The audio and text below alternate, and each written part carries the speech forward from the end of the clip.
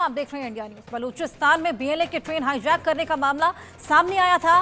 पाकिस्तान सेना के बयान में फेरबदल से अब सवाल उठने लगे। भारत में पाकिस्तान के पूर्व उच्चायुक्त की ये सवाल है, हमारी सेना के बयान में दम नहीं, ये बोलते नजर आए। और बासित सरकार और सेना के बयान में अंतर है। ऐसे में सरकार साफ बताए कितने लोग मारे गए। मुनीर संजीदगी दिखाए, सीरियस मामला है। ट्रेन हाईजैकिंग पाकिस्तान के लिए शर्मिंदगी का सबब है। भारत में पाकिस्तान के उच्चायुक्त रह रहे हैं अब्दुल बासित, जिनका ये बयान सामने आया है। पाकिस्तान का झूठ अब बेनकाब होने लगा है। ऐसे में अब जिस तरीके से बीएलए के ट्रेन हाईजैक का ये पूरा मामला था, अब वो भी तूल पकड़ता जा रहा है। पाक सेना के बयान में फेरबदल से अब सवाल उठने लगे हैं। जिस तरीके से आए दिन बयान बदलते चले जा रहे हैं, ऐसे में पाक सेना लगातार सवालों के घेरे में है। आखिर कितना झूठ बोलने वाले हैं शहबाज, ये बेहद बड़ा सवाल यहाँ खड़ा हो रहा है। पहला झूठ जो कि उन्होंने बोला वो ये कि सिर्फ 4 पाकिस्तानी सैनिक मारे गए थे। 4 पाकिस्तानी सैनिक जो कि मारे गए। सच्चाई क्या थी ये भी आपको बता दें, 214 सैनिक मारे गए। और ये देखिए दूसरा झूठ, 440 यात्री बचाए गए। सच्चाई कि बीएलए ने कहा है कि कुछ और संख्या है। तीसरा झूठ, 33 बलूच लड़ाके यहाँ मारे गए हैं। चौथा झूठ, हाईजैकिंग की घटना का बड़ा असर नहीं हुआ। ये तमाम झूठ यहाँ पर शहबाज सरकार बोलती हुई नजर आ रही है। 5वां झूठ, हाईजैकर्स को तुरंत मार गिराया गया। सच्चाई की घटना के 24 घंटे बाद पाक सेना मौके पर पहुंची थी। 24 घंटे का समय हो चला, जिसके बाद पाक सेना वहां पर पहुंची। 7वां झूठ, बलूचिस्तान में आतंकवादी घटना ये देखने को मिली। सच्चाई क्या थी? सच्चाई बिल्कुल इतर थी। बलूचों का स्वतंत्रता ये संग्राम था। ट्रेन हाईजैक में हमने देखा किस तरीके से बलूच विद्रोह सिर्फ चंद आतंकियों तक यहाँ पर पहुंच पाई है। ये तमाम दावे यहाँ पर किए गए हैं। ऐसे में ये तमाम झूठ यहाँ पर बोले गए और दावों में अब फेरबदल भी देखने को मिल रहा है। एक दिन कुछ और दावा किया जाता है, दूसरे दिन कुछ और दावा किया जाता है। ऐसे में अब इन दावों पर सवाल खड़े होने लगे हैं। ट्रेन हाईजैकिंग में जिस तरीके से विदेशी साजिश की भी बात सामने आई थी, लेकिन अब दावा कुछ और ही कह रहा है, सच्चाई कुछ और ही कह रही है। आखिर पाक सेना ये तमाम झूठ क्यों बोल रही है? क्यों यहाँ पर शहबाज सरकार लगातार ये झूठ बोलती हुई नजर आ रही है? 214 जवान मारे गए, लेकिन आंकड़ों को भी यहाँ पर छिपाया जा रहा है। हमारे साथ जुड़ गए हैं लेफ्टिनेंट कर्नल जे सोडी जी और हुसैन जावेद हमारे साथ जुड़ गई हैं, पाकिस्तानी पत्रकार हैं। सबसे पहले मैं आपके पास ही आऊंगी जावेद, जिस तरीके से आए दिन यहाँ पर बयानों में फेरबदल हम देख रहे हैं, ऐसे में किन दावों पर हम भरोसा करें और ये फेरबदल क्यों देखने को मिल रहा है? जी अच्छा, सबसे पहले आपका शुक्रिया कि आपने इनवाइट किया। देखिए, मैंने आपकी सारी रिपोर्ट सुनी है और जो भी आपका इंट्रो में उसमें वही बताऊंगा कि मैं तो उन्हीं स्टैट्स के साथ जाऊंगा जो हमारी तरफ से हुकूमत ने और आर्मी ने पेश किए थे जाफर एक्सप्रेस का जब हुआ इंसिडेंट उसके बाद। आपने उसके मुकाबले में बीएलए के जो स्टैट्स हैं वो आपने यहाँ पे शेयर किए हैं कि मतलब 214 जो है वो हमारे सिपाही हैं, उनकी जान इसमें गई है। शहरियों की स्टैट मुझे अभी याद नहीं है, लेकिन बात यह कि ये बीएलए के स्टैट का वजूद कोई नहीं है। मतलब मैं वही कहूंगा कि बीएलए कौन है? क्या ये हुकूमत है? क्या ये कोई मतलब इनका कोई सियासी असर है? ये एक बैंड आउटफिट है, दहशतगर्द है ये ग्रुप, और ये सोशल मीडिया पे जो मर्जी करें, इसकी कोई मतलब इनकी कोई हैसियत नहीं है। ये ऐसा ही है। मैं सिर्फ आपके साथ एक एग्जांपल आपके साथ इसमें कोट करूंगा कि कनाडा के अंदर कितने ज्यादा खालिस्तानी होते हैं और वो कैसे कैसे बयान देते हैं इंडिया के खिलाफ। क्या आप उनके बयान को कभी सीरियस लेंगे? जवाब है नहीं लेंगे, क्योंकि आप ये कहेंगे इनकी हैसियत नहीं है। इसी तरह हम भी ये कहते हैं कि इनकी कोई हैसियत नहीं है। फिगर्स वही हैं जो इससे पहले आ चुके हैं कि तकरीबन 21 लोग जो हैं वो बाहर हुए थे। 33 के करीब जो आतंकवादी थे जो जिन्होंने अटैक किया था, उन सबको मार दिया गया। और आपको ये भी बता दूं, ये जो पूरी साइट है जो बीएलए, एक दिन पहले उनका क्लेम था, अभी भी ये ट्रैक हमारे कब्जे में है। यहाँ पे जितने भी हाइट्स है हमारे कब्जे में है। तो साहब, कल हमारे मीडिया के लिए वो सारी हाइट्स, वो पूरी साइट जो है वो खोल दी गई है और वहां पे सबकी एक्सेस हो गई है। चप्पे चप्पे पे इनका कोई वहां पे वजूद ही नहीं है। तो ये मैं आपके सामने चीजें जो है वो यहाँ पर क्लियर कर दूं। और बाकी आपने इसमें हाफिज सईद की मतलब इसमें की बात, आई थिंक शायद आपने की है, उससे पहले आपकी न्यूज चल रही थी। ये सही है कि उनके ऊपर अटैक हुआ, लेकिन वो उसमें बच गए। उनका जो साथी था उसके बारे में सुनने में आ रहा है कि वो हलाक हो गया। और आखिरी बात ये है कि मैं अभी एक और चीज आपके सामने कंफर्म कह नहीं सकता, लेकिन इम्कानात है। बीएलए के जो लीडर हैं बशीर जेब, उनके बारे में सुनने में आ रहा है कि उनको मार दिया गया, वो मौत के घाट उतारे जा चुके हैं। लेकिन ये जो न्यूज है ये अभी कंफर्म होनी है। बिल्कुल हुसैन, ये बेहद बड़ी न्यूज़ आपने हमें दी है। हालांकि जब तक इसकी पुष्टि नहीं हो जाती तब तक इसे ब्रेक नहीं किया जा सकता। कर्नल जे सोडी जी भी हमारे साथ मौजूद हैं। जे सोडी जी, बीएलए का साफ कहना है कि अगर यहाँ पर दावा पाक सेना कर रही है कि आंकड़े ये सब हैं, तो ऐसे में क्यों नहीं कोई एक वीडियो जारी कर दी जाती या कोई स्टेटमेंट जारी कर दिया जाता? जय हिंद हर्षा जी, ये मेरा सौभाग्य कि मैं आपके न्यूज चैनल विख्यात को पैलेस के साथ हूं। 1999 का कारगिल युद्ध हमें अच्छी तरह याद है, जब पाकिस्तान ने अपने मृत सैनिकों की लाशें लेने से मना कर दिया था। भारत ने और भारत सेना ने काफी दबाव डाला। उसके बाद पाकिस्तान ने कुछ लाशें वापस ली, सारी नहीं ली। और जो वो लाशें ली, पाकिस्तान ने आज तक नहीं कबूला की उसकी सेना के वो सैनिक थे, जिसकी वजह से जो उनकी छवि पे एक नेगेटिव असर पड़ा, वो अब दोबारा दिख रहा है कि जब पाकिस्तान ने कहा कि सिर्फ उनके 4 सैनिक मारे गए इस जाफर एक्सप्रेस हाईजैक में, लेकिन बीएलए ने कहा कि उन्होंने पूरे 214 पाकिस्तानी सेना के सैनिक मार दिए हैं। अगर पाकिस्तान सेना के बयान में कुछ सच है, तो मैं आपके चैनल के माध्यम से हर्षा जी उनसे 2 सवाल पूछना चाहूंगा। पहला, अगर वाकई में पाकिस्तानी सेना सही कह रही है, तो अब तक ऐसा वीडियो क्यों नहीं जारी हुआ जो कि टनल नंबर 8 से ट्रेनों को जाते हुए दिखाता है और यह दर्शाता है कि सब कुछ ठीक है? दूसरा, अगर सिर्फ 4 ही पाकिस्तानी सेना के सैनिक मारे गए, तो 250-300 कॉफिन्स क्यों उस जगह पे तैनात किए गए, भेजे गए जहां पे ये हादसा हुआ? उन अस्पतालों में भेजे गए। जो वीडियोस पाकिस्तानी नागरिकों के आए कि उन्होंने कहा कि कितनी वहां पे फायरिंग हुई, कितने लोग मरे, क्या ये सब झूठ है? ये बिल्कुल झूठ नहीं है हर्षा जी। हकीकत ये कि पाकिस्तानी सेना और पाकिस्तानी हुकूमत झूठ बोल रहे हैं। दुनिया से तो बोल रहे हैं, बोलते हैं, आज वो अपने नागरिकों से भी बोल रहे हैं। जो कारगिल युद्ध में हुआ कि उनके मृत सैनिकों को उन्होंने वापस नहीं लिया, लाशें उन्होंने रिकॉग्नाइज नहीं किया, उन मृत सैनिकों के खानदानों को आज तक वो फैसिलिटीज या कंपेंसेशन नहीं मिली जो कि पाकिस्तानी रूल्स के मुताबिक मृत सैनिक को मिलनी चाहिए ऑपरेशन में। यही चीज अब इन 214 सैनिक के साथ होगी। जब इनको ऑफिशियली डेड नहीं डिक्लेयर किया जाएगा, इनकी फैमिलीज को कंपेंसेशन नहीं मिलेगा।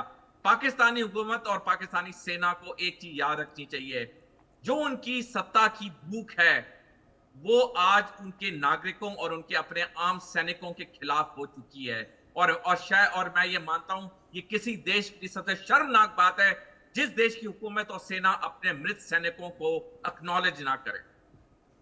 बिल्कुल जय सोडी जी। जावेद, आपके पास में आऊंगी। जिस तरीके से सर ने भी यहाँ पर पॉइंट्स रेज करे, क्यों नहीं कोई स्टेटमेंट जारी किया गया और क्यों वहां पर इतने ताबूत भेजे जा रहे हैं, ये तमाम सवाल यहाँ पर लगातार खड़े होते रहेंगे। इस पर आपका क्या कहना है? देखिए हर्षा, मैं इसमें ये कहूंगा, मुझे तो अभी समझ नहीं आ रही कि वो किस किस्म की स्टेटमेंट चाह रहे हैं। भाई, जब एक आर्मी का जो स्पोक्स पर्सन है हमारे सामने आके स्क्रीन पे बैठ के वो अपने फैक्ट्स और फिगर दे रहा है, साथ उनके उसी सूबे के जो सीएम है वो भी बैठे हुए हैं और वो सब चीजें आपको बता रहे हैं जो कि डॉक्यूमेंटेड हो चुकी हैं, इससे ज्यादा आपको स्टेटमेंट और कौन सी चाहिए? मुझे तो इस बात की समझ नहीं लग रही। दूसरी बात है, मुझे नहीं समझ आती कि अब सोडी साहब हैं, ठीक है, इनका फौज के अंदर एक्सपीरियंस है बिल्कुल, और हम हर फौजी की कदर करते हैं, उसमें कोई शक नहीं। हर फौजी की अपनी जगह रिस्पेक्ट होती, चाहे वो किसी भी मुल्क के अंदर हो। लेकिन मैं बताऊं, ये जो है ना, इस तरह की बातों पे यकीन करना, एक कॉफिन स्टोरी है, 207 कॉफिन जा चुके हैं, कौन से कॉफिन गए हैं, ये सब एआई का कमाल है, ये सब फेक न्यूज है। कोई कॉफिन नहीं गए हैं। मतलब मुझे इस बात की बिल्कुल समझ नहीं आई। जब तक कोई चीजें क्लियर ही नहीं थी ग्राउंड पे, जब ऑपरेशन चल रहा था तो कई लोगों को पहले से पता चल गया कि ये भी हो गया, ये भी हो गया, हालांकि उनकी कोई एक्सेस नहीं थी ग्राउंड सिचुएशन के अंदर से। तो ये कॉफिन स्टोरी और ये सब कुछ, ये सिर्फ मैं यही कहूंगा स्पाइसी किस्म की न्यूज है। इससे ज्यादा इसको अहमियत देने की हम तो जरूरत नहीं समझते। और एक और बात ये कि मैं आपको ये बताऊं कि बहुत ही मैं रिस्पॉन्सिबिलिटी के साथ कहूंगा कि अब रूल्स ऑफ द गेम जो है ना वो चेंज भी हो रहे हैं। और मैं ये भी आपके साथ एक नई बात शेयर कर रहा हूं, क्योंकि हमने जो हमारे आईएसपीआर के डीजी हैं, वाज़ेह तौर पर उन्होंने कहा था कि अब rules of the game change हो गए हैं, क्योंकि ये इस हमले के ताने बाने ना अफगानिस्तान से मिले और अफगानिस्तान के अंदर अब ठीक ठाक मसला खड़ा हो गया है। एक जानिब उनका काबुल का ग्रुप है जिसको हकानी कर रहे हैं लीड, एक तरफ है कंधार का ग्रुप जिसको मुल्ला अखवंद कर रहे हैं। मुल्ला अखवंद की साइड पे ईरान भी है, बीएलए भी है, टीटीपी भी है, और कहीं ना कहीं उनको इंडिया की हिमायत भी हासिल है। जबकि जो हकानी ग्रुप है इनके साथ अमेरिका, इनके साथ हम खड़े हैं। तो ये rules of the game change हो रहे हैं और एक तरह का रजीम चेंज जो सिनेरियो है वो अफगानिस्तान के अंदर शुरू होने वाला है। और मुझे उम्मीद है इस तरह की टग ऑफ वॉर जब होगी तो टीटीपी और बीएलए को खासकर जो सपोर्ट मिली है अफगानिस्तान के अंदर, इसमें बहुत हद तक कमी आएगी। बिल्कुल हुसैन, लेकिन आप ये चीज भी तो देखिए, जिस तरीके से दावा यहाँ पर केवल 4 सैनिकों के मरने का किया जा रहा है और असल में मरे 214 हैं। ऐसे में अगर मामले को भुजाया भी जा रहा होता तो इतना आंकड़े में डिफरेंस तो नहीं होता ना। आप सही कह रही, ये पॉइंट था जो मेरे जहन में रहा नहीं था, मैं इसका जवाब भी है, मैं आपको जवाब इसका दे दूं। देखिए मैं आपको बताऊं, मैंने आपसे कहा कि 21 लोग जाँ बाहक हुए हैं, और ये भी बताऊं ये ऑफिशियल फिगर है, 21 में 18 सिक्योरिटी एहलकार, 18 सिक्योरिटी एहलकार हैं। और अभी कर्नल साहब ने कहा कि जी कई लोग हैं, कई ऐसी फैमिलीज हैं वो कंपनसेशन मांग रही, तो मैं आपको बता दूं 52 लाख फी बंदा जो लोग गए हैं उनकी फैमिली को कंपनसेशन जाना शुरू हो गई है। तो ये सब चीजें रिकॉर्ड पर है, अगर उनको एक दफा पढ़ लिया जाए, देख लिया जाए, कार्रवाई सारी की सारी बिल्कुल मुकम्मल है। मैं यही कहूंगा आजकल के दौर में, आजकल का जो दौर है ना, इसमें फर्क करना बड़ा मुश्किल हो गया है कि आपने फेक न्यूज के अंदर से असल खबर तक पहुंचना कैसे। बिल्कुल। जे सोडी जी, आप कितना इत्तेफाक रख पा रहे हैं जावेद की बात से? वर्षा जी देखिए, जावेद जी तो बोलेंगे क्योंकि वो पाकिस्तानी, अपनी सेना, अपनी हुकूमत के लिए तो बोलेंगे, तो उसमें तो वो जो अपने नजरिए से कह रहे हैं वो तो बिल्कुल एंटाइटल कहने के लिए। लेकिन जो मैंने पहले तथ्य कहे, मैं आपको एक प्रैक्टिकल एक्सपीरियंस से बता रहा हूं क्योंकि मैंने सेना में 25 साल की नौकरी की है। अगर ऐसी चीजें होती तो असल में जो एविडेंस था वो अलग होता। ये जो टनल नंबर 8 में ये ट्रेन को हाईजैक किया गया, पाकिस्तानी सेना ने 24 घंटे से कम में कह दे कि उन्हें सफलता मिल गई। जबकि मैं सैनिक एक्सपीरियंस से आपको बताना चाहूंगा हर्षा जी, ये इतना कॉम्प्लेक्स और कॉम्प्लिकेटेड ऑपरेशन होता है टनल के अंदर ट्रेन को हाईजैक से छुड़वाना, कम से कम उसमें 3-4 दिन लगने थे। तो पाकिस्तानी सेना का पहला दावा 24 घंटे के अंदर ही उन्हें सफलता मिल गई, ये झूठ है, ये बेबुनियाद है। दूसरा, तो जावेद साहब ने कहा कि ये जो कॉफिन्स पूरी एआई की जनरेशन है। देखिए हम सब पढ़े लिखे हैं, आप, मैं, जावेद जी, सारे हम पढ़े लिखे हैं। हम सारे एआई जनरेटेड इमेजेस को आराम से पहचान सकते हैं। अभी भी अगर इंसान थोड़ी गौर से देखे, कोई भी वीडियो, कोई भी व्हाट्सएप पोस्ट एआई जनरेटेड और एक्चुअल में फर्क 2 सेकंड के अंदर पता चल जाता है। जब ये वीडियोस जारी हुई ट्विटर पे, इंस्टाग्राम पे, और पाकिस्तानियों ने की, जो पाकिस्तान में है, उनके ट्विटर हैंडल पे लिखा है कि वो क्वेटा में है, वो ग्वादर में है, वो पेशावर में, वहां से वो इन्होंने ये वीडियो जारी की। वो वीडियोस बिल्कुल साफ ओरिजिनल हैं, वो एआई जनरेटेड नहीं है। तीसरी चीज, अगर पाकिस्तानी हुकूमत और सेना का दावा बिल्कुल सही होता कि इन्होंने ऑपरेशन सफल कर दिया और ये सब उन्होंने ठीक ठाक कर दिया, अब तक वीडियो क्यों नहीं जारी हुआ कि टनल नंबर 8 से ट्रेन थोड़े समय में निकल रही है, वहां सब कुछ ठीक है। हर्षा जी, पाकिस्तान सेना को असल में जो एक बहुत बड़ी हार मिली है बलूच के इस एक्शन से, वो इस सदमे से उभर नहीं पा रहे हैं। अब उन्होंने अपने देश के सामने, दुनिया के सामने उन्होंने एक फेस सेवर रखना है कि नहीं, ये ऑपरेशन उनका सफल था। किसी लिहाज से, सैनिक एक्सपीरियंस के लिहाज से, रिसर्च और रीडिंग के लिहाज से, ये ऑपरेशन बिल्कुल बलूचिस्तान लिबरेशन आर्मी को बहुत सफलता मिली है और उन्होंने 214 पाकिस्तानी सैनिकों को मार गिराया। बिल्कुल जे सोडी जी, जिस तरीके से मार यहाँ पर पाकिस्तान को झेलनी पड़ी है बीएलए की वजह से, लेकिन सरकार का ये मानना है कि इस घटना की वजह से कुछ खास फर्क हमें पड़ा नहीं है। हुसैन, जिस तरीके से वहाँ पर लगातार आतंकी गतिविधियाँ बढ़ती चली जा रही हैं, आप अपने पर्सनल एक्सपीरियंस से बताइएगा, क्या कोई खास असर आपको वहाँ पर नहीं पड़ता हुआ दिखता? देखिए मैंने हमेशा आपके शोज में यही कहा कि इस बात से कभी इनकार नहीं किया कि हमारे जो 2 सूबे हैं वहां पर इस तरह की इंसर्जेंसीज जो हैं वो मौजूद हैं, और कुछ एरियाज यहाँ पर ऐसे हैं जो कि बी कैटेगरी के अंदर आते हैं, यानी कि आप उनको मुकम्मल तौर पे नॉर्मल कह नहीं सकते। इससे हमने कब इनकार किया, और ये पिछले 2 साल से इसमें बहुत ज्यादा शिद्दत भी आई है, लेकिन हमें इसकी रीजंस पता है कि ये कौन कर रहे हैं, इनके फैसिलिटेटर कौन है, इनको सपोर्ट कहाँ से मिलती है, इनको फाइनेंस कहाँ से किया जाता है। यही वजह है, मैं अक्सर जो आपके आपके शोज में बार बार कहता हूँ कि इसके ताने बाने अफगानिस्तान से मिलते हैं, तो जब मैं ये कहता हूँ तो हमारे पास कुछ माकूल उसकी वजूहात होती है। और हमने अपने तौर पे, हमारी हुकूमत ने और हमारी इस्टेब्लिशमेंट ने भरपूर अंदाज से सामने से भी और बैक चैनल से भी अब तक बहुत ज्यादा कोशिश की है कि काबुल इंतजामिया को समझ में आ जाए कि ये पॉलिसी नहीं चलने वाली, जो सांप आपने पाले हुए हैं और आप ये कह रहे हैं कि हमारे इल्म में नहीं है, ये कैसे ऑपरेट करें, ऐसा हो नहीं सकता है।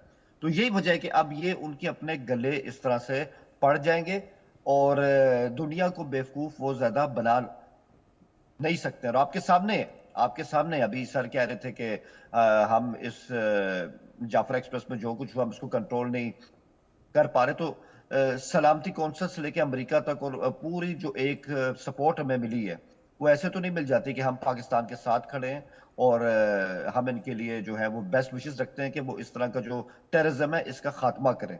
दुनिया ऐसे तो हमारे साथ नहीं खड़ेगी। उनको पता है कि अफगानिस्तान में अगर प्रॉब्लम होगा तो वो एक मुल्क तक नहीं रहेगा, वो हर जगह जाएगा। और इस बात की सेंसिटिविटी को अमेरिका समझ रहा है, काश इसको इंडियंस भी समझे तो ये बहुत अच्छा हो जाएगा।